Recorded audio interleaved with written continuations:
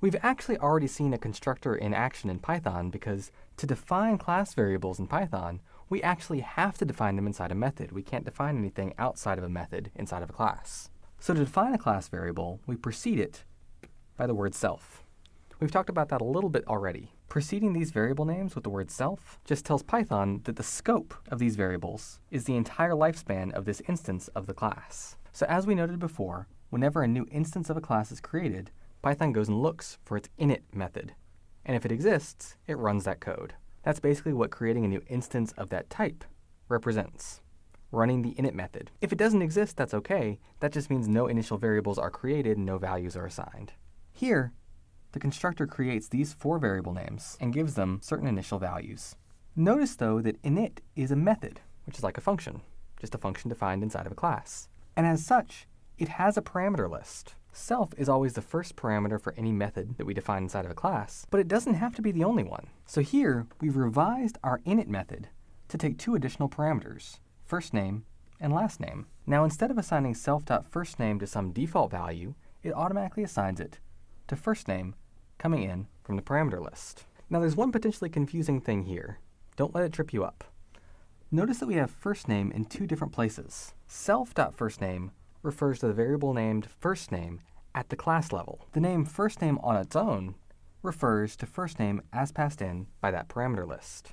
So this line of code takes the parameter firstName and commits it to the class level by assigning it to self.firstName. These don't actually have to be the same variable name. I just do it because it makes things a little bit easier to follow. So instead of assigning default values to self.firstName and self.lastName, we're now assigning the values passed in by those parameters. Self.firstName becomes the first name passed in, and self.lastName becomes the last name passed in.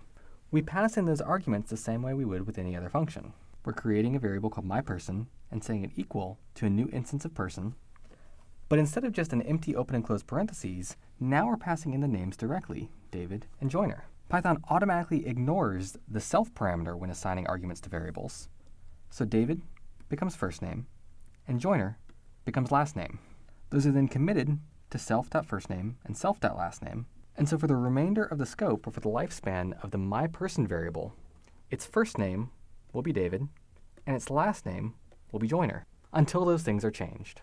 So in this way, we can initialize our instance with some initial values. But notice that just like with any other function, parameters like this are required when calling that method. So by defining first name and last name in our parameter list, we've lost the ability to declare a new person without any arguments. If we try to, we get the same type error we got when trying to send too many or too few arguments into a function. In this case, we're missing 2 required positional arguments, first name and last name. So again, Python automatically ignores self, but it requires first name and last name, and we haven't provided those. We could resolve that problem, though, by making the first name and last name parameters keyword parameters. So just the same as the functions we've used in the past, in defining our init method, we could set them equal to some default values. This means if we create a new person without specifying any arguments, then it defaults to those default arguments. And that's what we see here on line 12. With line 11, we create myPerson1 and set it equal to a new instance of person with no arguments given. And if we print its first name, it takes on that default value for the first name parameter, no first name.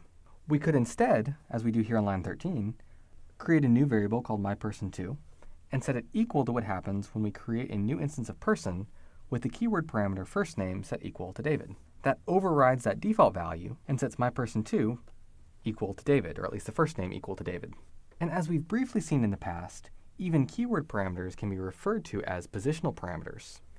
If we only include one argument when creating a new instance of person, then Python will automatically assume it's the first parameter after the ignored keyword self. And so myPerson3 has a first name of Rishali.